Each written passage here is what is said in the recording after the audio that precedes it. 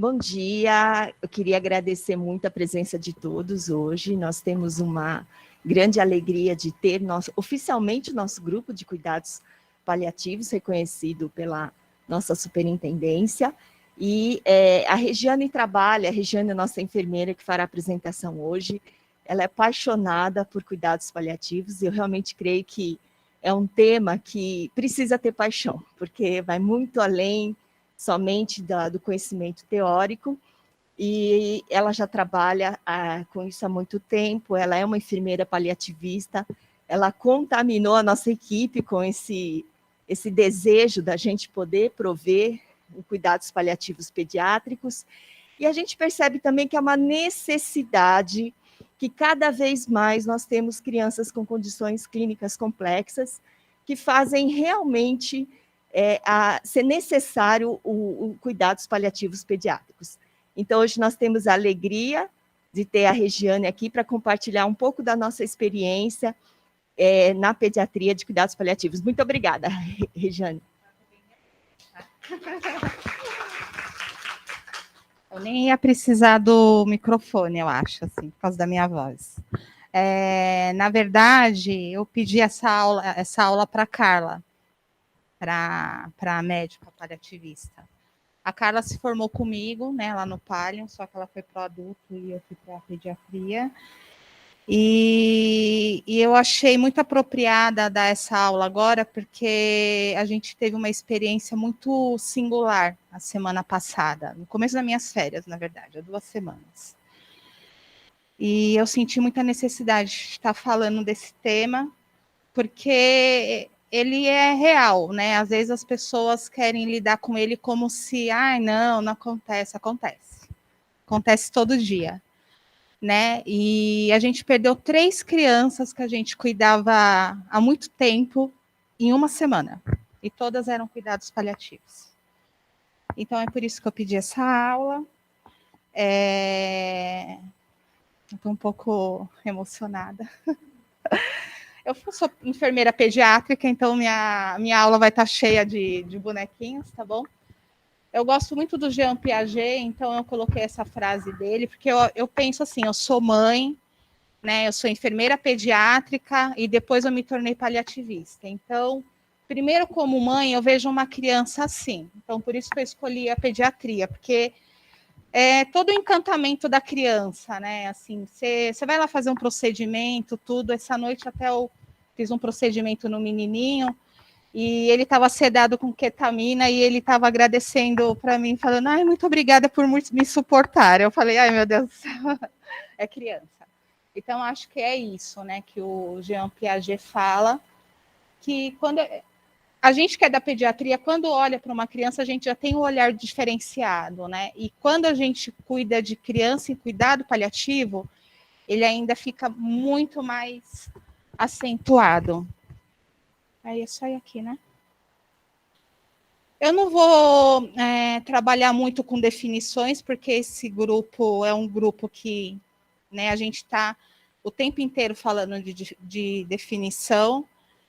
A definição de cuidado paliativo pediátrico é a mesma que a definição de adulto, né? É a gente dar vida aonde ainda há vida, né? Então é até o fim, a morte é o fim, né? Então até o último suspiro da criança a gente tem que dar dignidade para ela e para a família, tá? Então, como todo mundo sabe, assim, imagina, né, quem não é da pediatria, não é algo natural que a gente aceite com naturalidade, como a gente aceita de uma pessoa idosa já é difícil para a gente. Agora, de uma criança, você fica com uma série de questões, porque... Está dando um eco, né? Desculpa. Causa mais impacto do ponto de vista, quando você fala uma criança morreu, nossa, todo mundo fica muito envolvido com a situação. Então, tudo é muito mais crítico quando está relacionado à criança. Então, eu coloquei só aqui discretamente, né, uma definição que deve ser considerado para uma série de doenças. A gente tem uma lista, né, de doenças que a Organização Mundial de Saúde determinou como elegíveis para entrar nos cuidados paliativos, e são doenças crônicas complexas, limitantes ou que trazem algum tipo de ameaça à vida. A gente no começo principalmente, a gente ouvia muito de cuidados paliativos pediátricos em oncologia, mas essa epidemiologia foi alterando cada vez mais, e hoje, na verdade, as doenças oncológicas são a terceira causa de morte em crianças. A primeira são cardiopatias e doenças congênitas, a segunda, neuropatias, que são os pacientes que a gente atende aqui na pediatria, e na UTI, e na UTI NEO, né? E de cada 8 crianças que morrem, 5 não são oncológicas. E 3 são portadoras de câncer. Então, a gente tem um número bem considerável de crianças que não são oncológicas morrendo. Porção de morte em pediatria em relação aos adultos, de todas as mortes, contando adultos, crianças, idosos, 6% são mortes pediátricas. Desses 6%, 1% são pacientes com condições crônicas complexas. E essas crianças, esse 1% são as crianças que vão precisar de cuidados paliativos, às vezes por mais de décadas, né? A gente que é da pediatria, a gente já teve paciente que chegou com uma internação apenas antes de ser internado e morrer com a gente com 19 anos. Então, é muito ampla a faixa etária na pediatria, e ela está agora, né, então, cada vez mais tentando começar o mais breve possível. Então, agora já estão começando a fazer cuidado paliativo na fase perinatal, né, a mãe está gestando uma criança com algum problema muito grave. Então, isso já está começando a ser trabalhado cada vez mais cedo. Aqui no HU, a gente atende criança de 0 a 14 anos e 11 meses no ICR até 18 anos, tá?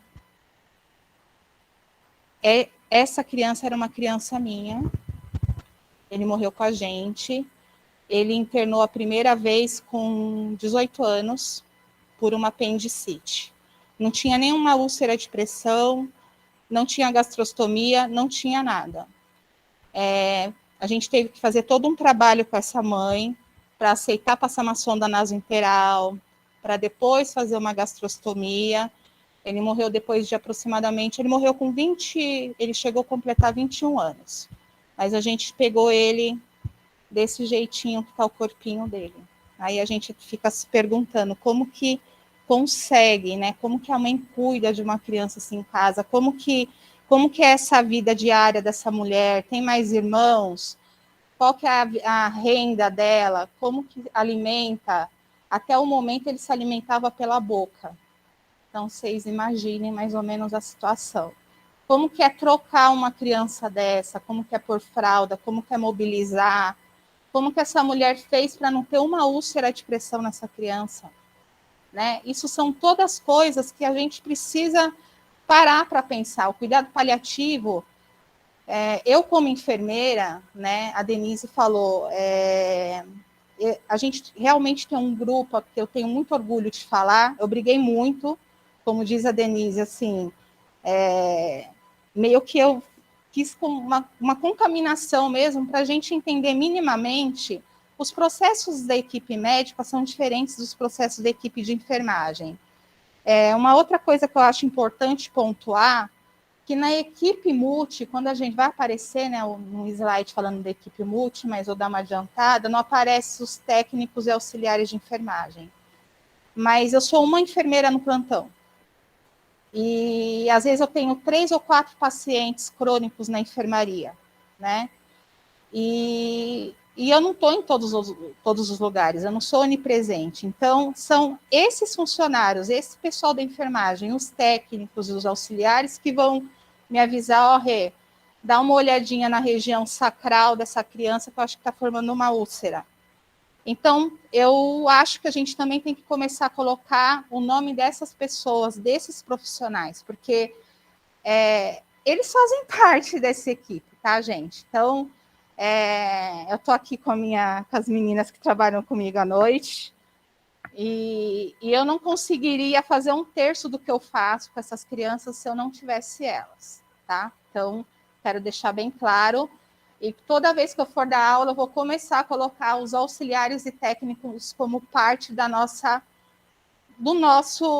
equipe de cuidados paliativos, porque eles fazem parte, tá bom? Eles que veem quando a gastro está começando a dar problema, se tem vazamento, se o bumbum está assado, se está com a traqueostomia com granuloma. Eu não vejo tudo isso, né? Então, vamos começar a pensar nisso. Hoje a minha aula é para a gente pensar em várias coisas, tá? Eu achei legal porque tudo começou na pediatria, né? O hospital foi inaugurado em 1981 e a clínica que começou a funcionar primeiro foi a pediatria. Então, eu achei isso maravilhoso. E a gente não tem especialidade, aqui é um hospital secundário, e o que a gente tem de especialidade, quando a gente tem uma criança crônica complexa, tipo um paciente oncológico, que a gente até sabe, ele é cuidado paliativo, mas esse paciente é encaminhado, assim que é feito o diagnóstico para o Itaci, para o hospital que tem como cuidar dessa criança, tá? A clínica pediátrica, atualmente, a gente está com 15 leitos, né? A gente está na fase sazonal, né? Tá com muitos vírus. E então, nossos pacientinhos em cuidado paliativo, eles internam por causa dos problemas da fase que a gente está. Então, eles têm internado por causa das viroses. Então, é isso que eu falei, né? Recentemente, a gente perdeu 3 crianças. O que eu vou tentar demonstrar aqui é a diferença, né? Isso causa muita confusão nas pessoas. Quando a gente fala em cuidado paliativo, esta criança ela está paliada, ela já foi feita a abordagem paliativa, não é que já está tudo definido, não tem como a gente fazer uma definição da vida dessa criança. O que é realizado pelo grupo da pediatria, pela equipe multi, a gente discute entre a gente, então meio que a gente formou um fluxo, né? Eu sou enfermeira que colho o histórico, né? E eu trabalho com as técnicas que estão mais próximas. Então, a enfermagem é o pessoal que está mais próximo do paciente. Então, a gente vê uma criança que internou, geralmente eles começam assim, internou por uma disfagia, sem uma causa específica, é um pouquinho mais hipotônica que o normal. As mães geralmente vêm com essas queixas, ou veio por uma convulsão. Aí, quando começam a fazer a investigação, aparece alguma doença que entra nos critérios de paliação. E aí eu aviso, né? Eu faço a entrevista com a mãe, eu aviso a Denise, falo desse paciente está indo para esse lado. Aí eles começam a fazer a investigação. A gente tem muitas ferramentas aqui para favorecer esse trabalho. Então a gente tem o genograma que a gente faz, né? Para saber como que é essa dimensão familiar, por que demorou tanto para buscar ajuda, né? Que nem o caso daquele menininho. O que levou aquela mãe a levar essa vida tão solitária com aquela criança, gente? Como que eu não conseguiria, de verdade, sendo mãe, né? Será que não acha anormal aquele emagrecimento? Será que como que é? O que eu tento pensar como elas? É por isso que eu me aproximo tanto delas, para tentar ter o raciocínio que elas têm, né? Que não é o nosso. Então, essas 3 crianças, elas já tinha sido feita abordagem paliativa, eram 3 crianças com doenças crônicas complexas, uma era paralisia cerebral, né, por prematuridade extrema, a outra era alguma doença metabólica, distúrbio metabólico, que também era neuropata, e a outra era uma síndrome congênita, que tinha umas crises convulsivas intratáveis, assim. A única que a gente estava esperando que fosse falecer, a gente deu alta já sabendo que ela estava morrendo, porque a mãe falou que ela queria que a criança morresse em casa. Então, existe todo esse processo de comunicação, né? Não é... Foram feitas várias reuniões que a gente fala que é conferência familiar com essa mãe. A gente tem que criar uma segurança em relação a ela vai dar conta? A gente levanta as possibilidades, olha, se a criança evoluir assim, se não for tão fácil, mas ela quis que fosse em casa. E realmente, nessa última internação, ela veio nos últimos minutos, assim, mais um pouquinho, tinha morrido no meio do caminho, tá? Então, é muito trabalho, é um trabalho exaustivo às vezes, as mães, elas são muito cansadas, elas são estressadas, elas são muito solitárias, muitas vezes não tem com quem conversar, a gente não tem psicólogo, então a enfermagem, quem estiver por perto acaba fazendo esse papel de psicóloga.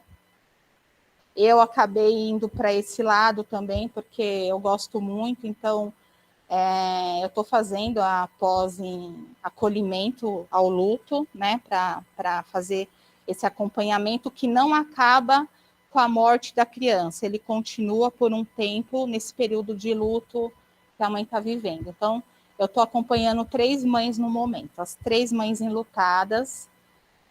Não é fácil, mas já conseguimos encaminhamentos para psicologia para todas elas, e a vida vai seguindo, né? Mas a gente também vive o nosso luto, não foi fácil para ninguém essas últimas semanas aí. Então, a equipe interdisciplinar, né? Já coloquei ali a equipe de enfermagem. Eu demorei muito para entender a importância da gente trabalhar em equipe.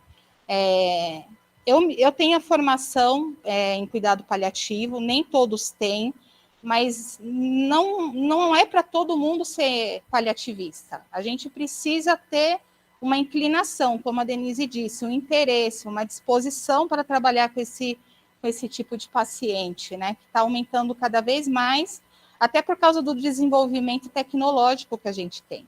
Então, crianças que antes não sobreviviam porque nasceram de 24 semanas, hoje sobrevivem, ficam 5 meses no hospital e depois vão lá para a pediatria, com algum tipo de sequela, ou neurológica, ou fica pneumopata, ou já sai com tráqueo, gastro. São esses os nossos pacientes, né? Então, essa é a equipe. Aqui eu acabei nem colocando psicólogo, porque eu coloquei a equipe que a gente tem aqui. Então, quando a gente senta para discutir, é essa equipe que tá discutindo sobre a situação da criança. A questão essa palavra eu não vou conseguir falar, tá, no pós-plantão, mas vocês entenderam. Então, aqui é uma questão que ocorre, né? A distinção entre cuidado paliativo e paciente terminal. A gente tem aprendido diariamente e não aprendemos, eu acho que nem 1/10 dessa distinção, porque é muito difícil, gente, é muito difícil. Mas para tentar clarificar um pouquinho, a criança nasceu com síndrome de West, foi feito o diagnóstico de síndrome de West. Síndrome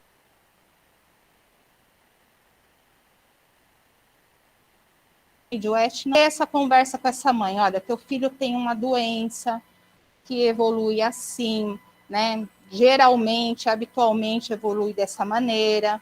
A gente é uma equipe, é essa conversa que a gente tem com as mães. Nós somos uma equipe porque a partir desse momento, por causa dessa doença, ele já tem que ser cuidado por uma equipe grande, uma equipe que tenha fono, físio, tudo para ele evoluir da melhor maneira possível. E esse tipo de cuidado que ele vai receber tem o nome de cuidado paliativo.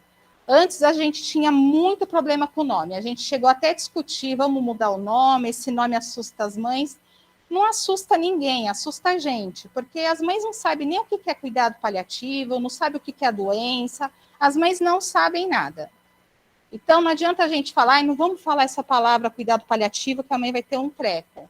Não, ela vai olhar no Google. Então, se a gente não explicar da melhor maneira possível, ela vai ler o que está no Google e vai interpretar da maneira dela. Aí a gente fez errado. Então, é melhor que a gente, com o nosso conhecimento, dê essa educação, né, para essa mãe, para ela entender o processo do adoecimento do filho dela, o que ela pode esperar. A gente tem um pacientinho que a mãe é uma fofa, ele tem síndrome de West, foi diagnosticado aqui desde os 2 meses.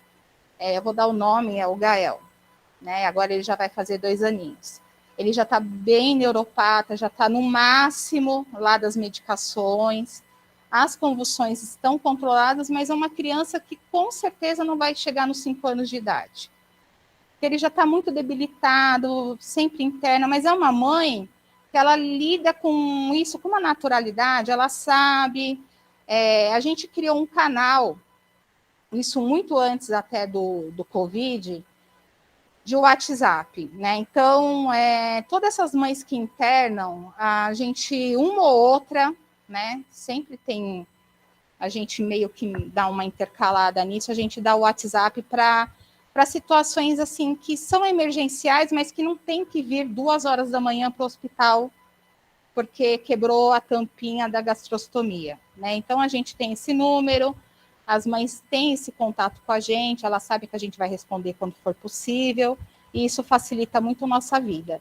E em cima desses WhatsApps da gente, a gente formou esse grupo, então às vezes elas me ligam, eu falo, olha, esse problema não é meu, esse problema é da nutrição. Então aí eu passo lá no nosso grupo, a gente tem um grupo interdisciplinar, e agora a gente fez um grupo específico de cuidados paliativos, né, que pega mais áreas.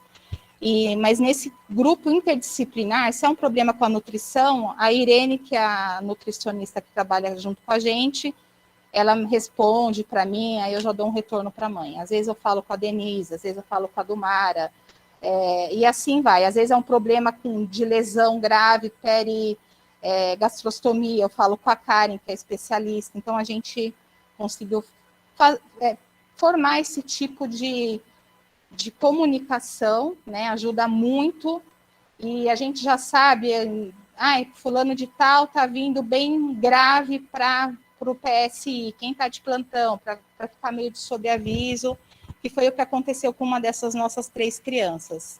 A mãe falou que só ia vir nas últimas horas mesmo, ela me avisou que estava vindo, então a gente já entrou em contato com todo mundo do PS já estava esperando ela chegar com a criança, essa criança estava tudo definido, já tinha atestado de óbito, já tinha tudo certinho. Ela chegou, foi colocada no isolamento com a família, respeitando o momento dela, e ela morreu tranquilamente em paz. Eu vi, eu estava dentro do quarto na hora da morte dela, tá? Então, é isso que a gente quer para as nossas crianças. Nada de dor, nada de respiração agônica, nada de mãe ficando louca por causa que o filho está morrendo, porque é para deixar qualquer mãe louca ver o filho morrendo. Então, foi tudo assim. A dor sempre vai existir, né?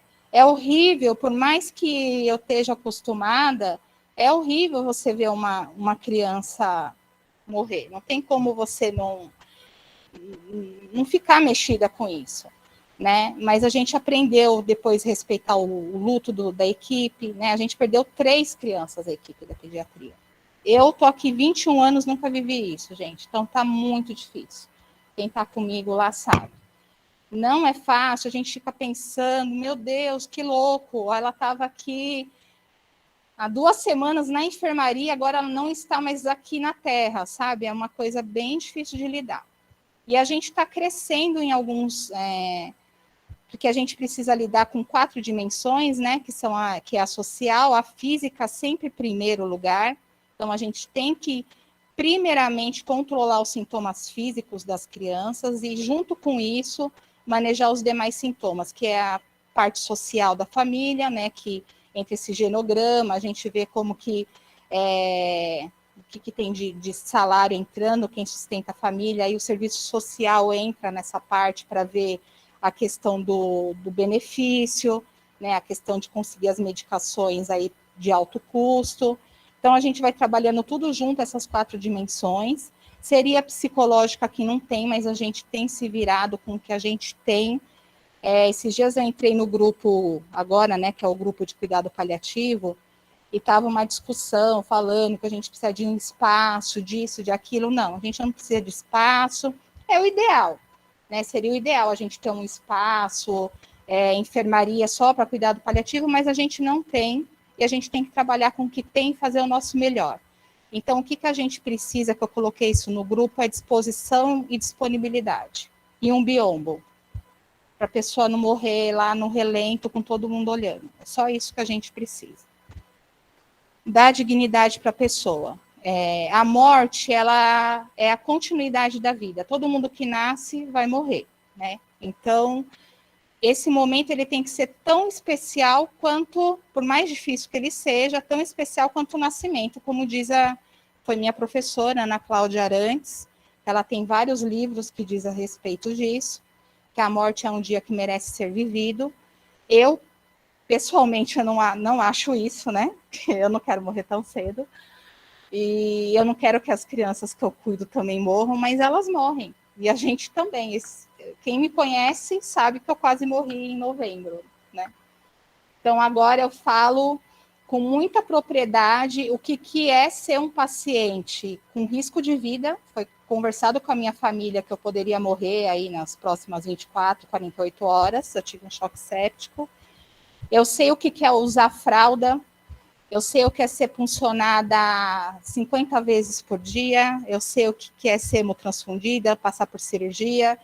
Então, a pessoa, para vir discutir comigo, ela tem que vir com muito argumento. Porque eu vou bater naquela tecla, tá, mas você já ficou de fralda para saber? Não, não ficou. Então, não tem discussão. Porque a gente tem que viver, então a gente tem que estar próximo dessas mães para entender o que é essa vida, tá? Então, quando eu discuto com um médico, por exemplo, essa analgesia ela não está adequada para essa criança, a gente precisa otimizar a analgesia. Ah, mas não sei, a gente tem escala, né? A gente, da enfermagem, nós temos escala, a gente está instrumentalizado para chegar e discutir com o médico.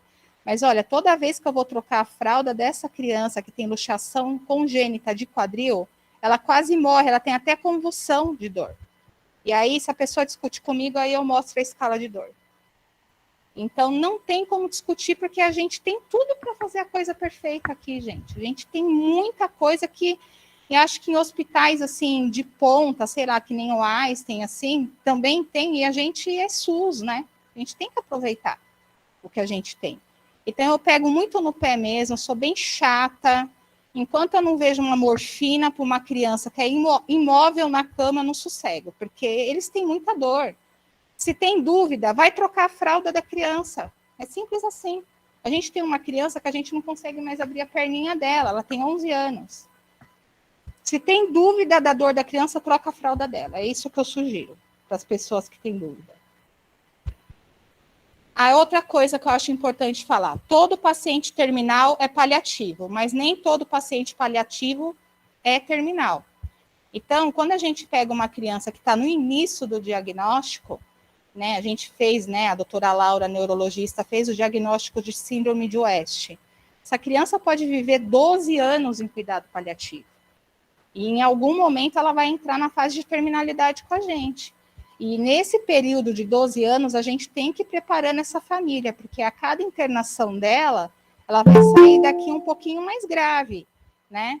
Ou então pode acontecer um evento súbito dentro da cronicidade da criança e ela vir a morrer, como foi o caso de dois dos nossos pacientes. Uma morreu de choque séptico, não foi por causa da síndrome, e a outra morreu de rinovírus, pegou uma infecção por rinovírus, adenovírus, e evoluiu com uma insuficiência respiratória, já tinha síndrome, uma internação atrás da outra, não foi a síndrome, né? Então, no atestado tem outras informações, né? Então, isso é muito importante. A gente vai ter paciente em cuidado paliativo uma vida inteira, eles vivem muito tempo, um paciente com paralisia cerebral, por exemplo, né? E uma coisa que eu achei num artigo que o cuidado paliativo, ele inclui o cuidado terminal, porém o cuidado ao paciente somente na terminalidade não completa os requisitos para cuidados paliativos. Então, a gente atender o paciente só na terminalidade, a gente não está fazendo cuidado paliativo, tá? Isso é muito importante. Mas, assim, o cuidado paliativo aqui entrou faz pouco tempo, né? Eu, por exemplo, quando eu me formei e vim para cá, eu sou da época do SPP. Não sei se todo mundo conhece essa terminologia, né? Quando eu entrei aqui, os pacientes eram SPP. Se parar, parou. Então, era aquele paciente que meio moribundo, tá morrendo, não mexe com ele, deixa lá, tá com a família. Quando morrer, a gente E aí começou a formarem os grupos, né? Eu fiz parte com a Beth nas primeiras tentativas do GRAPAC. Não, a gente precisa mudar isso, precisa ter mudança. A Beth fez o curso comigo de cuidado paliativo de adulto. A gente começou a querer uma transformação. Não, não dá para ser SPP. Que nome que é esse? Né? O paciente tem nome, tem a família, tem a doença, tem tudo por trás desse SPP. E aí formou-se o primeiro grupo, né, a primeira tentativa de cuidados paliativos, o GRAPAC, mas ainda não estava bom, porque a gente não tinha a legislação que respaldasse a gente, né? Então, era aquela coisa que tinha tudo ser assinado. Então, lá na pediatria, por exemplo, a gente tinha o tal do papel rosa. A gente fazia as conferências familiares já tinha o grupo multi, mas aí a gente dava esse papel, olha, então é isso, não vai entubar, não vai fazer traqueostomia, não vai fazer isso, isso e isso. Você está de acordo, mãe? Então você assina aqui para mim. Pensa essa mãe assinando que não façam mais nada pelo meu filho, deixa ele morrer. É isso. Né? Então a gente percebeu, não dá para ser assim, não dá para ter papel nenhum, a mãe não pode assinar nada, a mãe só tem que ter o conhecimento que isso pode acontecer. Porque também, na verdade, é muito difícil a gente saber quando vai acontecer. Isso é uma coisa que a gente tem aprendido ultimamente. Como eu estou estudando o luto, né, as mães vivem o luto do adoecimento, que é quando faz o diagnóstico, e depois, desde o diagnóstico, elas vivem o luto antecipatório, que é tipo assim, essa doença pode levar meu filho à morte. Então, ela já começa a se preparar no decorrer de todo o processo de doença. Então, às vezes a gente fala, está na terminalidade, né? A gente viveu isso, vive, né, ainda. E aí a criança interna, aí a gente libera a família, a gente se prepara como equipe, vai morrer. Aí passa um dia, 2 dias, 15 dias, e aí a criança não morreu. Aí a gente tem que dar alta, preparar a mãe para levar esse filho que estava morrendo para casa. Pensa o que é desfazer esse processo do luto para essa mãe. Olha quanta coisa que a gente tem que aprender, gente. A gente está engatinhando ainda em cuidados paliativos. Essas são as doenças que entram nos critérios, né?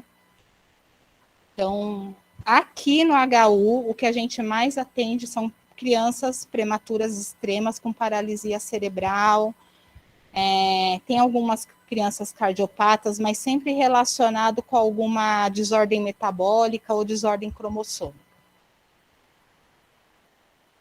E tem a parte também que nem sempre a gente consegue acessar a família. Então, que nem aquele menininho que eu mostrei o corpinho, a gente conseguiu fazer a mãe compreender que ele sempre esteve nessa condição de cuidado paliativo, né, que ele estava no limite dele, que ele precisava. A gente também não tinha mais o que fazer por ele no sentido de fazer ele sair. Ele não ia ganhar peso, ele não ia conseguir mais se alimentar por boca. Então, foi todo um processo. Mas tem mães que o filho já vem na terminalidade mesmo para a gente, né? Últimos meses. E aí, para a gente conseguir acessar essa família é muito difícil. Então, tem crianças que a gente já entendeu que a gente não consegue, né? Então, é aquela criança que vai morrer na UTI, que infelizmente não tem o que a gente, não tem como mudar, porque não foi feito isso precocemente, né? Então, a gente tem que estar junto com essa família e esperar para que tudo corra da melhor maneira possível, para que dentro das condições, lá dentro da UTI, com toda a situação, ela morra com dignidade, que a família consiga ter um luto que não seja complicado, mas ainda a gente tem famílias que a gente não consegue acessar.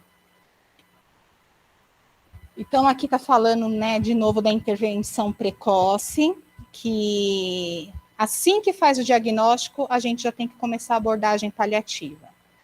E pode ser junto, por exemplo, em câncer acontece muito isso. A criança deu um diagnóstico de linfoma. O ideal seria já a equipe de cuidado paliativo, né, se todo hospital tivesse, entrasse junto com a equipe de oncologia, para elas trabalharem juntas, porque uma não exclui a outra, uma ajuda, contribui com a outra. Porque como tem o risco de falha terapêutica, né, a criança pode tratar o linfoma e evoluir mal, ou ter uma recidiva, alguma coisa assim, Se a equipe de cuidado paliativo já está junto, já conhece aquela família, já conhece aquela criança, e essa família já está orientada no que diz respeito a essa possibilidade de o tratamento não ser como a gente propôs, né, até o final. Então, aqui eu coloquei que a intervenção paliativa, que aí é quando a gente já começa a atuar, né, já pensando na qualidade de vida. Então, a gente vai ver essa parte física, o que a gente pode dar de medicação para melhorar a cialorreia, para evitar as broncoaspirações, para a criança não ficar indo para a UTI, o que a gente pode fazer para melhorar essa parte da espasticidade da criança, para ela ter mais movimento e não ficar com tanta deformidade no corpinho, né? Então, qualquer situação que ameace a vida e que traga alimentação para essa criança, a gente já tem que começar a intervir, fazer a intervenção paliativa. Então, eu fui falando bastante coisa.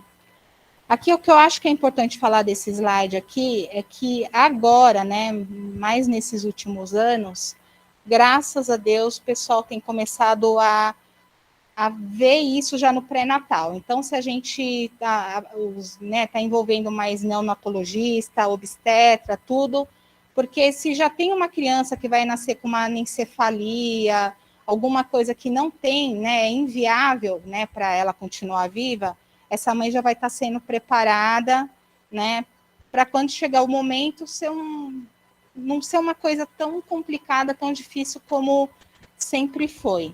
Porque aí tem as peculiaridades, né, dos adultos e idosos e crianças.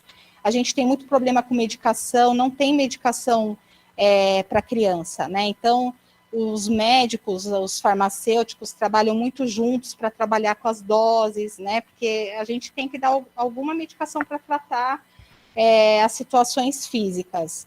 E as crianças a gente chama de órfãos de medicação, porque as medicações, a maioria são feitas para adultos, né? Então tem um monte de arranjos que a gente precisa estar fazendo no decorrer da doença.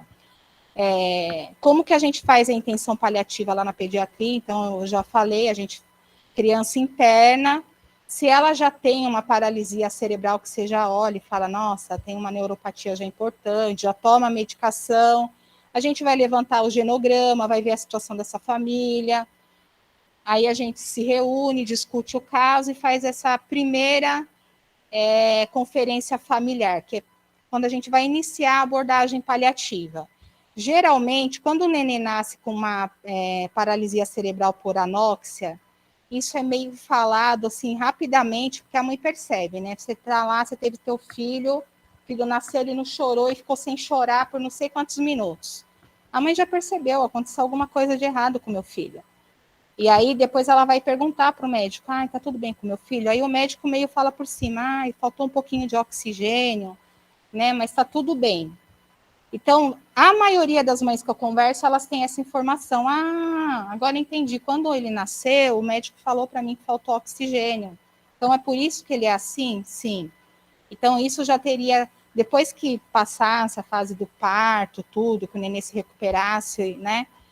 Teria que já ser iniciado e conversar com essa mãe. Olha, quando falta muito oxigênio no cérebro da criança, pode acontecer isso, isso e isso. Mas a gente vai estar com você, é isso que é a abordagem paliativa precoce. O papel da família, eu também já falei, né? Na pediatria, quem decide toda a situação da criança é a família, né? Então, a gente tem lá as crianças com neuropatia, elas não se comunicam, é difícil da gente avaliar a dor, é difícil de saber o que está desconfortável para aquela criança. E aí você vai perguntar para a mãe, às vezes ela também não sabe. E aí a gente pega, como tem escala, tem instrumentos para a gente, para favorecer, né, a nossa avaliação, a gente pega e fala para essa mãe, eu acho que ele está com dor. Ela, não, mas eu acho que não está. Aí a gente aplica escala, dá lá uma dor 6. Aí a gente começa a manejar o sintoma de dor, ou a espasticidade, a gente vai mexer na criança, ela está toda dura, pergunta para a mãe, sempre foi assim? Sempre foi. Aí a gente fala, tem remedinho para deixar Então, tudo é conversado com a família, que são as decisões compartilhadas. Quando a gente fala em decisão compartilhada, a gente chegou a fazer isso, mas a gente está aprendendo. Eu acho que essa é a parte mais importante. A gente entendia que a gente tinha que perguntar para a mãe, sei lá, a gente tem a opção de fazer traqueostomia, para fazer uma higiene melhor, para não ficar com tanta secreção. Qualquer mãe vai concordar com a traqueostomia. A maioria das mães concordam, porque é uma chance do filho ficar vivo por mais tempo, tá? Então, a gente percebeu que quanto mais a gente abria o leque, elas iam topando com tudo, todos os peixes que a gente vendia, elas que compravam. E aí a gente percebeu que a decisão compartilhada é assim, a gente explica ali, está em tal situação, nós como equipe, é uma equipe grande, nós decidimos que, assim, fazer algo invasivo, fazer alguma coisa que vai trazer dor para ele, não vai melhorar a qualidade de vida dele. Então, a gente acha que chegou o momento da gente deixar ele sem dor, né? Então, a gente vai para esse lado, e aí, mas sempre vai ter que respeitar a decisão da família. Então, essa família, às vezes, elas ficam amigas, e aí elas não sabem direito diferenciar uma doença da outra, porque é isso que eu falei, os pais não têm conhecimento técnico, não sabem das coisas como a gente imagina, e aí uma começa a conversar com a outra, e aí fala, mas fulana de tal tem um problema parecido e tem traqueostomia, também quero. E aí, se essa família bate muito nessa tecla, infelizmente, não tem como a gente passar por cima da família e falar, não vamos fazer traqueostomia, porque qualquer coisa que ocorra, ela pode associar pela falta de traqueostomia. E aí isso pode trazer a judicialização, né? Apesar da gente já ter bastante respaldo, né, dessa parte legal, ainda isso é uma situação que causa um desconforto na equipe e que a gente acaba sentando e falando, né? A gente vai ter que aceitar a decisão da família. Eles são os responsáveis legais, né? Não tem como a gente tirar a guarda, tomar a decisão e depois, a gente decidiu e passar a guarda de novo. Eles que decidem. Às vezes a gente fica bem contrariado, né? Mas essa é a situação e a gente tem que respeitar. Mas essa família tem que estar orientada, vai fazer tráqueo, mostrar o que é a tráqueo, né? Porque ela também tem que entender o que está acontecendo. Aqui eu só falei, né, que é mais as crianças com paralisia cerebral que a gente atende. Junto com tudo isso que eu estou falando de cuidado paliativo, a gente tem que aprender a dar más notícias. Aí eu sempre vejo, assim, eu sempre vejo falar, né, comunicação de más notícias, como uma coisa que seja um evento muito extraordinário, mas o meu ponto de vista como enfermeira paliativista, se você chegar para a mãe que nem ontem, eu tive que passar um catéter, um pique numa criança na jugular, isso já é uma comunicação difícil já. Eu tenho que convencer aquela mãe que eu vou passar um catéter no pescoço do filho dela, a mãe chorou horrores, né? Então, é mais ou menos assim, é lógico que você falar que o seu filho tem risco de morte, é diferente de falar de passar um catéter. Mas é assim que começa o aprendizado a dar umas notícias. Eu não gosto de chegar para a mãe e falar, vou ter que puncionar a jugular do seu filho, porque ele não tem outro lugar para passar o acesso. Mas eu tive que aprender a fazer isso, assim como eu tive que aprender a conversar com essas mães para falar, olha, o seu filho ele não vai mais conseguir comer pela boca, porque tudo que ele põe na boca vai para o pulmão, então é melhor a gente passar sondinha no estômago, mostra, desenha. Às vezes a primeira reunião não dá certo, aí a gente tem que dar o tempo para a família, espera a segunda reunião e assim a gente vai indo. Uma coisa que eu aprendi recentemente é que a equipe ela tem que ser a base segura da família. Então, essa família que está passando por toda essa situação, né, que eu estou falando desde o começo, ela tem que se sentir segura. Tipo, quando alguém da equipe fala com ela, a gente tem que passar segurança para ela. Então, não pode ter contaminação na comunicação, né? Então, a gente precisa alinhar. A gente demorou um pouquinho, às vezes tem algum ruído de comunicação, e isso prejudica o andamento dessa, né, dessa confiança, do estabelecimento dessa confiança da família em relação à equipe, porque aí o médico falou uma coisa, mas depois veio a fono e falou outra. É por isso que o grupo que a gente tem, né, a nossa equipe, a gente trabalha dessa forma, a gente senta, conversa, discute, se tem alguém que não está de acordo, tenta saber por que não está de acordo, até a gente chegar num nível que todo mundo vai falar a mesma linguagem para essa família. E aí dá certo. Porque aí essa mãe, ela fica pulando. Fala, ai, a enfermeira falou isso, mas eu vou perguntar para aquele médico ali. Mas aí a doutora Denise já falou para todos os residentes, quando essa mãe perguntar, ela é assim, ela vai perguntar, a gente decidiu isso. Ah, então o médico e a enfermeira falaram isso, mas acho que eu vou perguntar para a físio, porque ela é minha amiga. E aí vai, mas aí a físio vai ter a mesma resposta. Então, aí, isso faz a família ter a equipe como base segura. Isso é muito importante até para a parte do luto antecipatório e depois o luto por morte mesmo, né? O manejo dos sintomas também já falei, não dá, tem que ter esse alinhamento de condutas. Então, agora a gente está conseguindo formou esse grupo de cuidados paliativos, então entrou o pessoal do berçário, entrou o pessoal da UTI, então a gente está conseguindo, ampliamos, né, esse espaço da gente. Então, a doutora Denise, ela conversa com a equipe da UTI, quando a UTI vai transferir, né, porque tem essa questão da transição. Então, a gente tem transição em algumas situações, que foi naquela foto do menininho que eu postei, tem a transição de um paciente nasceu, ficou no berçário, na UTI NEL, depois foi para a UTI PED, e aí com 5 meses de vida, ele não conseguiu ir de alta por algum motivo e vai para a PED. São transições. A família está acostumada primeiro com a equipe lá do berçário, depois com a equipe da UTI, depois aí é como se ela entrasse num lugar que realmente ela não conhece, então ela vai estar perdida. Então, agora, a equipe, né, a Denise conseguiu ter essa comunicação prévia, vai lá, se apresenta para a família. Então, ela já vai, quando ela sobe para a gente, ela já vai um pouquinho mais aberta para conhecer o espaço, né, tudo que a gente vai iniciar de processo. E é uma coisa boa, saiu da UTI, a gente vai preparar para ir para casa, que aí é outra transição, né, a deshospitalização.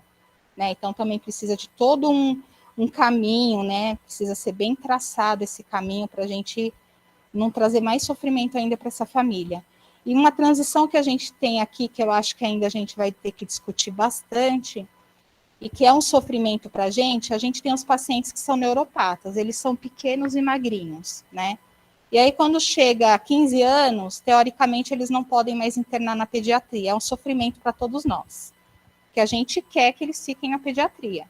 Então, a gente tem que ver, né, como que a gente vai fazer isso. Ainda está em andamento essa discussão. Mas são todos processos que aí a mãe também pensa, como assim? Ele está 14 anos com vocês, vocês vão me mandar para o adulto, eu não quero, não sei o quê. E aí a criança tem o peso de criança, tem a estatura, tudo de criança. Então, a gente está vendo como que a gente vai lidar com essa questão ainda, né? Porque lá, como eu falei, lá no ICR, até os 18 anos que a criança é da pediatria. Justamente por causa dessa questão da transição, que é muito difícil.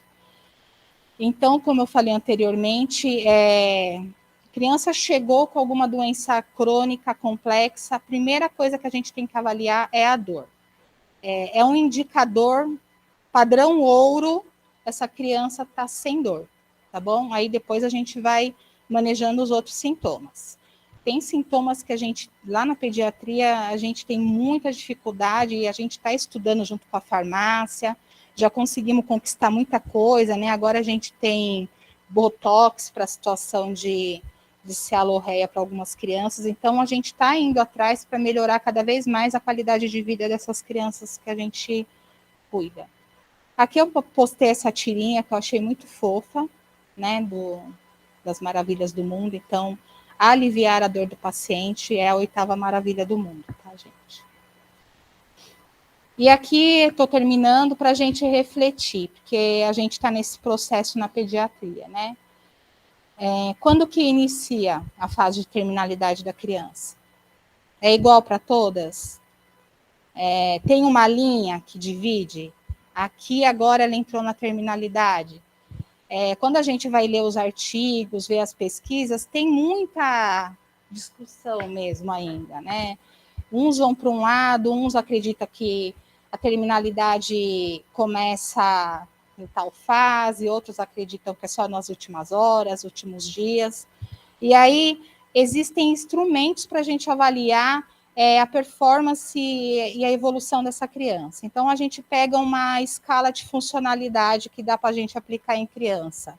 As crianças que a gente atende com paralisia cerebral, quando a gente vai aplicar a escala, ela já está nos 50% de ruim, de grave. Então, como que a gente vai avaliar isso? Ela tá bem mais perto da terminalidade do que uma criança rígida que internou por uma febre sem sinais e que não está acamada, não está nada disso. Então, isso é uma coisa que eu acho que a gente tem que trabalhar muito. E até porque a gente acha assim, está na terminalidade. E aí a gente vai criando as nossas concepções, né? Eu, como enfermeira paliativa, eu acredito que, assim, até pensando na parte espiritual, que também a gente tem que lidar em cuidados paliativos, e a Denise tem visto muito essas partes para a gente, né? Capelania, esse tipo de... Porque tem família que isso é muito importante para a família, né? Uma dessas crianças que a gente perdeu, a mãe soube que tinha um padre no hospital fazendo extrema-unção, ela já estava nos últimos dias, e ela foi atrás desse padre e 11 horas da noite ele realizou o batizado dessa menina na enfermaria, com toda a família.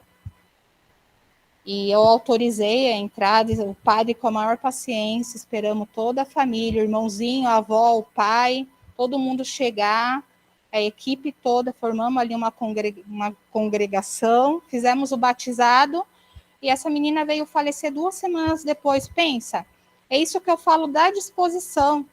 Existe uma chance de você fazer aquilo naquela hora? Faça, porque você não sabe se você vai ter essa mesma chance para fazer amanhã. Se eu não tivesse feito, como que eu ia estar? Poxa, eu não batizei essa criança e ela morreu 2 semanas depois. Eu jamais ia me perdoar. Então, a gente não pode desperdiçar oportunidade nenhuma que apareça a favor da criança, seja qual for ela. Tem normas, tem regras, mas essa criança está morrendo, gente. É diferente, tudo funciona de maneira diferente para esse paciente, para essa família. O tempo é outro, né? O tempo que essa família lida é diferente do tempo que nós da equipe lidamos, né? Então, qualquer oportunidade, vamos fazer batizado, vamos batizar. Batizou, tiramos foto, a mãe tem as fotos do batizado, todo mundo feliz. Fez a missa de 7º dia. Tem vírus? Tem, vamos paramentar. Paramentamos o padre, paramentamos a mãe, o irmão, todo mundo lá de máscara, todo mundo bonito na foto, ninguém contaminando ninguém, tá? Dá para a gente fazer a coisa bem feita com pouco recurso, né? E isso foi muito importante para essa família, é a parte da espiritualidade. Nem todos... a espiritualidade não é importante para todos, mas na hora que a criança morre, acaba sendo, que nem a mãe de uma das crianças que morreu não tinha batizado. E isso lá na hora do velório, ela falou, poxa, eu não batizei a minha filha. Será que vai acontecer alguma coisa diferente com ela? Então, vamos fazer uma oração agora, porque já tá, né? A gente tem que acalmar esse coração. Aí é uma questão existencial para essa mãe, né? Nunca me atentei a isso, e agora? Será que céu e inferno? Não sei o que passa na cabeça dessas mulheres, né? Cada um tem a sua espiritualidade, tem que ser respeitado. Um problema que a gente tem muito é conflito na equipe. Tem conflito, e a gente tem que lidar com esses conflitos. Às vezes a gente faz a reunião e um sai mais emburrado, fica meio, né? Eu sou a que sai mais emburrada, tá, gente? Na verdade. Sempre saio muito contrariada, mas aí, graças a Deus, eu tenho amigas que eu amo demais. A Denise, a gente conseguiu, a equipe toda, mas eu trabalho muito diretamente com a Denise, a gente criou essa parceria, né, até para a gente multiplicar esse trabalho, né, porque a gente fica quase fazendo entrevista. Você gosta de cuidado paliativo? Ah, então fica com a gente, é tão legal, né, porque, assim, é um lugar que as pessoas não querem estar, né, porque é o lugar de sofrimento, é o lugar de perda, é o lugar de, às vezes, que nem eu estava pré-férias, eu não estava mais aguentando, as duas pacientes que morreram estavam lá na enfermaria, as mães estavam vendo que a coisa estava feia. É muito desgastante para a equipe inteira. Quem é da enfermagem sabe, a campainha toca de 5 em 5 minutos. E eles estão todos isolados. É um quarto de adenovírus, aí você tem que tirar toda a roupa e ir para o quarto de VRS. E pensa com essas crianças crônicas e graves e acopladas em artefatos aí de tecnologia, ou um catéter de alto fluxo, alguma coisa, e toda hora a gente tem que experimentar, uma enfermeira só, às vezes 3 técnicos, 15 crianças e 4 crônicos. Né? É muita coisa, com residente à noite, que às vezes acabou de chegar, porque lá na enfermaria a gente fica com R1, né? E às vezes eles ficam desesperados. Né? E aí a enfermeira ou a equipe, a gente tem que cuidar também do R1. Porque eles, meu Deus, que nem teve uma que falou, não quero mais entrar naquele quarto, a mãe me odeia. Eu falei, não, ela não te odeia, a filha dela tá morrendo. Não tem nada a ver com você, toma uma aguinha, um chazinho de camomila, vamos lá, tomar um cafezinho, que daqui a pouco você vai estar melhor. Entenda, a filha dela está morrendo.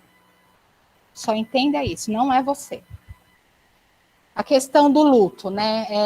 Como tem muita coisa em torno da morte, né? Eu sempre falei de morte, mas eu só fui entender a morte quando eu quase morri, ou morri por quase 4 dias, não sei direito o que aconteceu. Você morreu, morreu. A morte, para quem morreu, acabou, não tem nada, tudo aquele... Acabou. Agora, para quem fica, gente... Quando eu voltei para a vida, graças a Deus, eu tive que lidar com 2 filhas e uma mãe surtada. Tipo, meu Deus... E uma equipe com quem eu trabalho, né? Todo mundo não faz mais isso. Não, a gente não quer. Porque já entra no luto antecipatório na hora. Tipo, nossa, a enfermeira que a gente trabalhou a noite inteira e agora ela tá morrendo. Como assim? Aí entra, né? Tipo, se morrer, começa a pensar, meu Deus, se ela morrer vai ser horrível, não sei o quê. Então, as mães já começam a viver isso, né? Então, você dá um diagnóstico para o filho, mesmo que seja uma meningite, sei lá, meningocócica, que tem risco de morte, essa mãe ela vai ler tudo sobre isso, ela vai virar expert no assunto, e quando você for falar com ela, você não vai conseguir convencer ela assim facilmente. Você tem que estar firme, segura do que você está falando, para aquela mãe acalmar, falar, olha, vai dar certo, vamos acreditar, a gente pegou no comecinho. Mas às vezes não dá certo, tudo que a gente faz, e aí a criança evolui mal. E a gente tem que estar preparado para lidar com essas situações onde as coisas não dão certo do jeito que a gente se programa, né? Aí tem esse luto pós-morte, a gente tem a professora Maria Júlia Kovacs, né, no grupo grandão, agora que agora é um grupo mesmo de cuidado paliativo, que ajuda muito nessa parte psicológica, fazendo esse advocacy de, olha, a gente fala, a gente está com essa mãe, né, acabou de perder o filho, ela tem risco de luto complicado, aí ela consegue fazer algum encaminhamento para as alunas lá da psicologia. Então, a gente está evoluindo, são passinhos lentos, a gente às vezes fala, estou cansada, né? Às vezes eu até falo para a Denise, eu estou bem cansada, parece que a coisa não vai, mas sempre tem que ter alguém. Não, vai sim, olha o que a gente já andou. A gente saiu do SPP, foi para Folha Rosa, e agora não tem mais Folha Rosa, agora a gente já tem batizado dentro da enfermaria com a família, né? Evoluímos muito, e ainda tem muita coisa para fazer, tá? Deixa eu ver a última pergunta do luto. Como lidar com o luto da equipe? Então, eu vou citar o exemplo lá da UTI, né? Que a gente tem uma criança que está institucionalizada, mora no hospital, acho que quase 2 aninhos, ou 1 ano, não sei. A gente já teve várias situações com crianças assim, e essa criança é cuidado paliativo desde que nasceu. Mas foi aquela família que a gente não conseguiu acessar. Então, ela está na UTI, ela está em ventilação, e essa criança vai morrer, né? Porque ela está em cuidado paliativo, ela tem uma doença que é incurável. E a equipe, só de tocar nesse assunto, é desesperador. É desesperador. Porque a gente se torna família, né? A gente trabalha... Essa mãe tem a confiança, ela tem a gente como base segura para poder ir para a casa dela e dormir e saber que o filho dela está na UTI, com uma doença que ameaça a vida, com a equipe que ela ama e que a gente aprende a amar essa criança, né?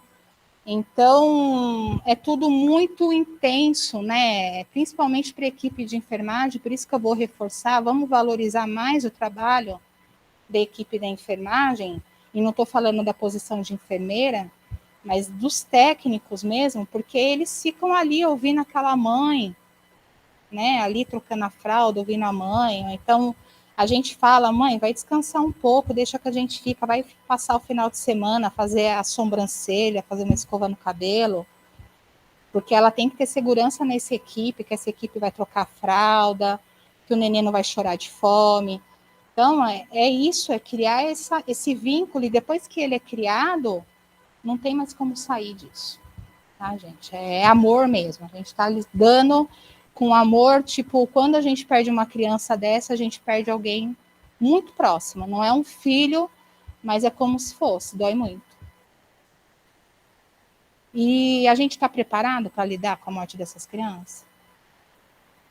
Eu estudo isso já vai fazer uns 10 anos, eu não estou. Eu choro sempre, eu choro com as mães, não é vergonha chorar, a gente sente. Obviamente que eu chorei, eu fui em 2 dos velórios das 3 que morreram, porque teve um que eu não tinha condições emocionais de ir, de tão mal que eu fiquei. E toda com uma ajuda da equipe, a Denise falando comigo, e compra a coroa de flores, e manda mensagem para essa família, e a família sobe lá para agradecer, gente, veja isso. A mãe acabou de perder o filho, ela deixa o corpinho da criança lá, sobe para agradecer a equipe. Olha isso.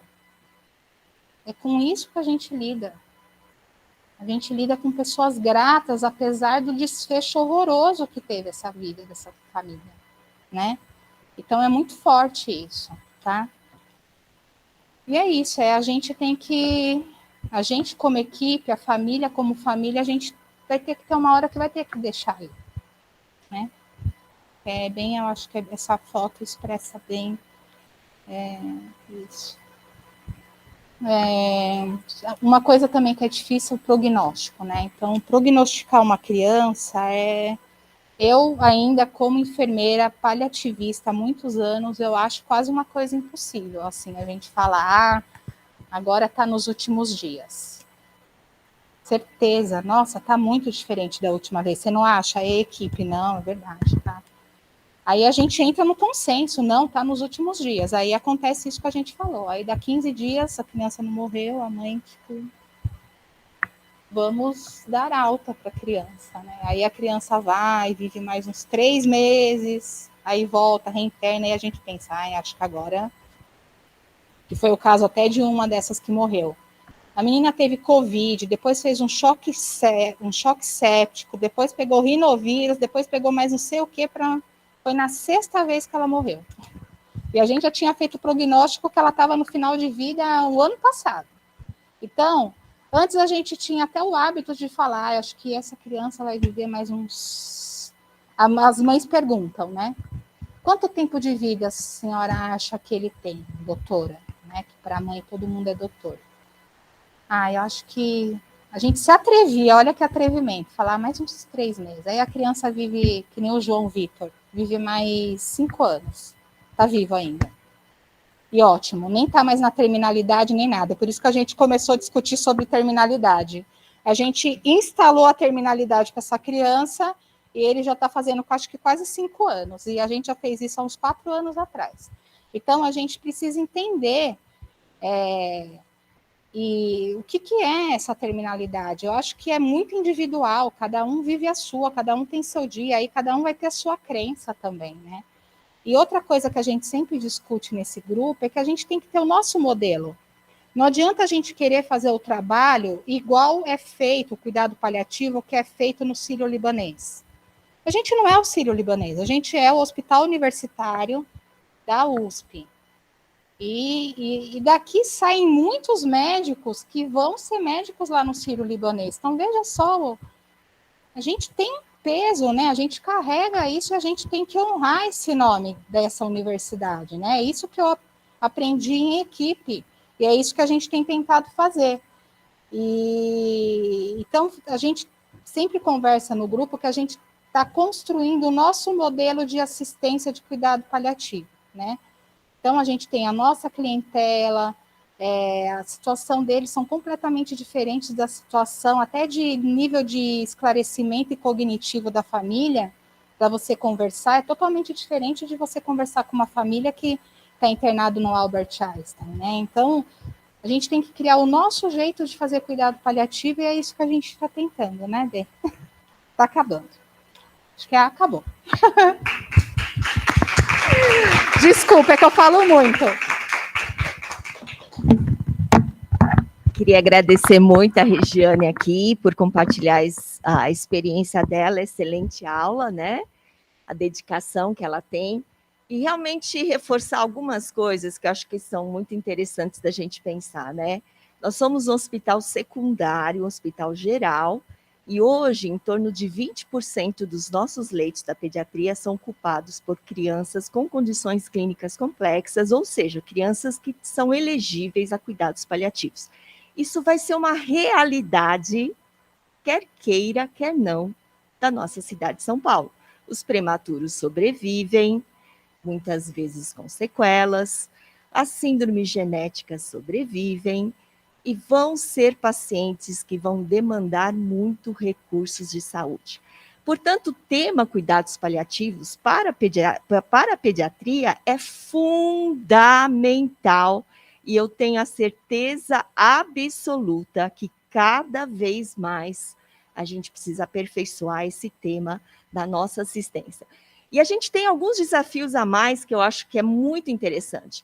Assim como aqui, como Hospital Geral, a gente não está interessado em formar um pneumologista. A gente não precisa de um pneumologista para cuidar das nossas bronquiolites e pneumonias. A gente forma o aluno de graduação e o residente geral de pediatria para atender essas crianças.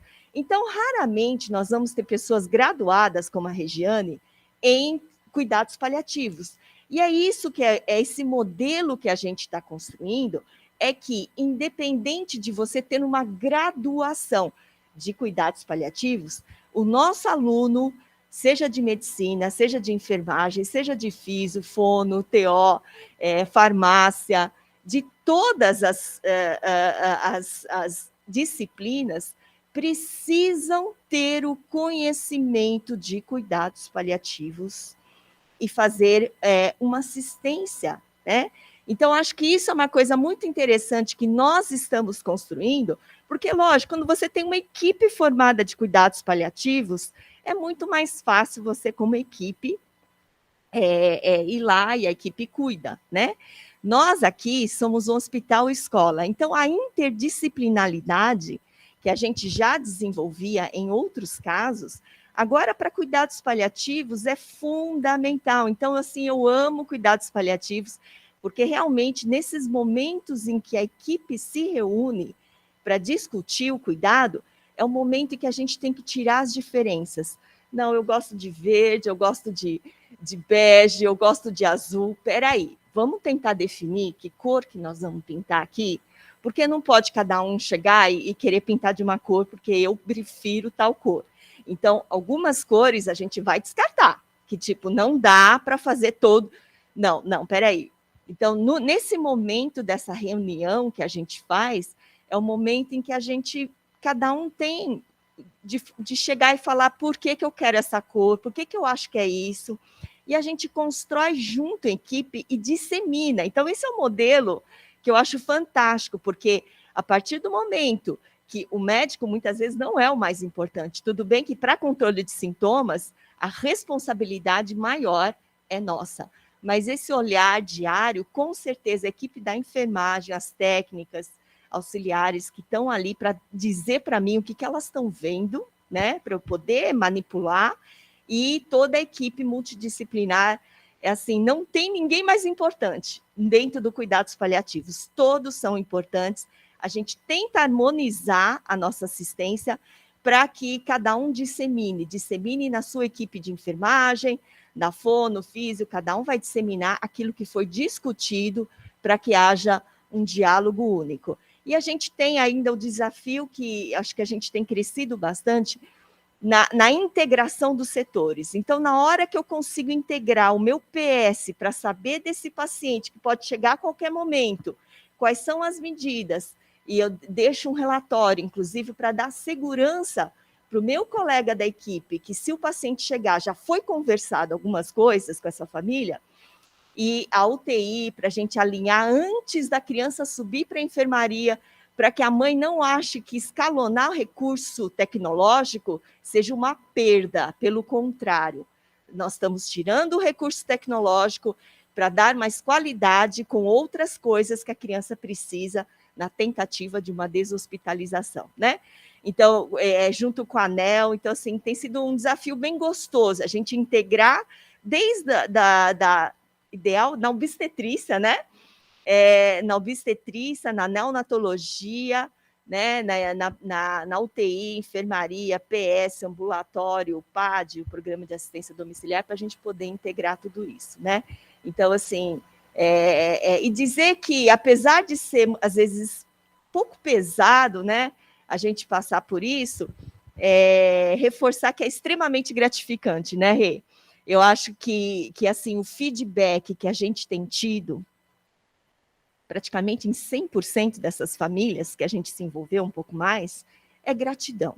É uma coisa impressionante a gratidão que essas famílias têm pelo trabalho que a gente faz, né? Então, entre atender, sei lá quantas bronquiolites, pneumonias que rodam o tempo todo, e pegar uma família dessas e a gente conseguir prover uma qualidade de vida naquilo que era tão difícil, é algo que essas famílias reconhecem assim de uma maneira muito forte, assim, a atuação da equipe, né? E eu acho que isso faz valer a pena a gente falar assim, a gente perde um pedaço da gente, mas assim, a gente ganha algo que a gente vê que é único, que a gente pode dar, né? Então, eu agradeço muito a atuação de toda a equipe, a Regiane aí, porque ela está envolvida, né? Corpo, alma, espírito nesse tema, e abrir talvez algumas perguntas. Alguém aí fora quer fazer algum comentário, alguma pergunta? Senão a gente vai encerrar. Sem nada no chat. Elogios, elogios, elogios. Então, tá bom, gente. Então, muito obrigada novamente. Agradecemos, então, a apresentação da Rê, a participação de todos. Bom dia.